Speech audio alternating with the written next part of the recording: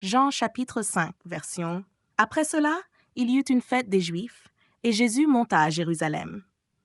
Or, à Jérusalem, près de la porte des brebis, il y a une piscine, qui s'appelle en hébreu Bethesda, et qui a 5 portiques.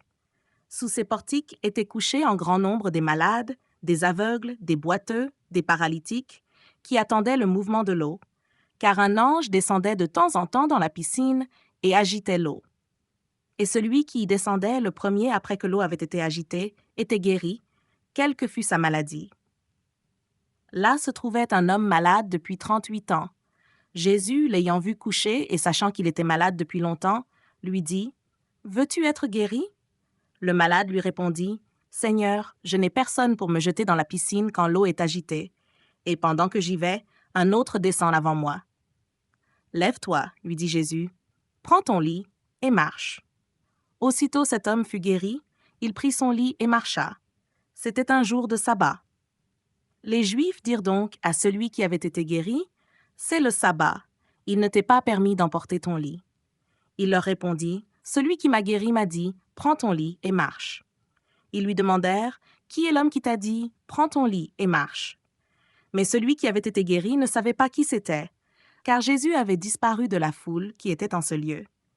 Depuis, Jésus le trouva dans le temple et lui dit, « Voici, tu as été guéri, ne pêche plus, de peur qu'il ne t'arrive quelque chose de pire. » Cet homme s'en alla et annonça aux Juifs que c'était Jésus qui l'avait guéri.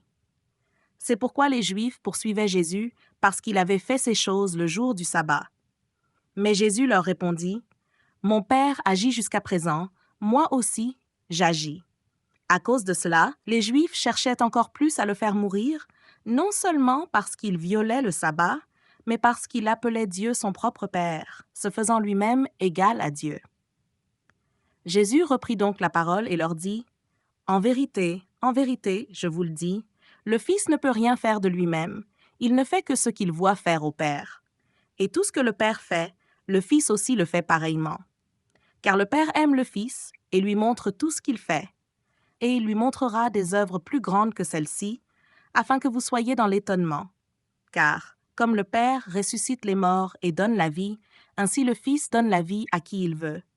Le Père ne juge personne, mais il a remis tout jugement au Fils, afin que tous honorent le Fils comme ils honorent le Père.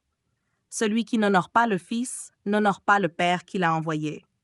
En vérité, je vous le dis, celui qui écoute ma parole et qui croit à celui qui m'a envoyé a la vie éternelle et ne vient point en jugement, mais il est passé de la mort à la vie.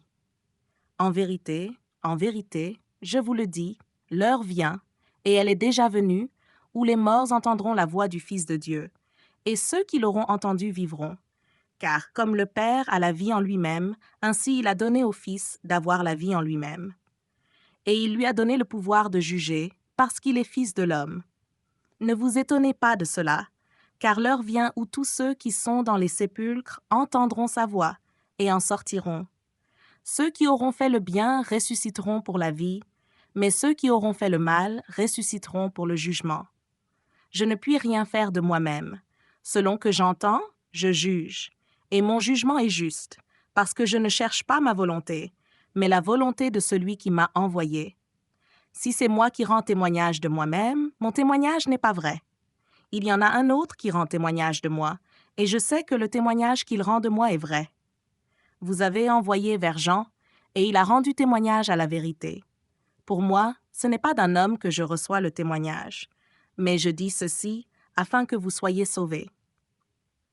Jean était la lampe qui brûle et qui luit, et vous avez voulu vous réjouir 1 heure à sa lumière. Moi, j'ai un témoignage plus grand que celui de Jean, car les œuvres que le Père m'a donné d'accomplir, ces œuvres mêmes que je fais, témoignent de moi, que c'est le Père qui m'a envoyé. Et le Père qui m'a envoyé a rendu lui-même témoignage de moi. Vous n'avez jamais entendu sa voix, vous n'avez point vu sa face, et sa parole ne demeure point en vous, parce que vous ne croyez pas à celui qui l'a envoyé. Vous sondez les Écritures, parce que vous pensez avoir en elles la vie éternelle. Ce sont elles qui rendent témoignage de moi. Et vous ne voulez pas venir à moi pour avoir la vie. Je ne tire pas ma gloire des hommes, mais je sais que vous n'avez point en vous l'amour de Dieu. Je suis venu au nom de mon Père, et vous ne me recevez pas. Si un autre vient en son propre nom, vous le recevrez. Comment pouvez-vous croire, vous qui tirez votre gloire les uns des autres, et qui ne cherchez point la gloire qui vient de Dieu seul? Ne pensez pas que moi je vous accuserai devant le Père. Celui qui vous accuse, c'est Moïse, en qui vous avez mis votre espérance. Car si vous croyez Moïse, vous me croiriez aussi, parce qu'il a écrit de moi. Mais si vous ne croyez pas à ses écrits, comment croirez-vous à mes paroles?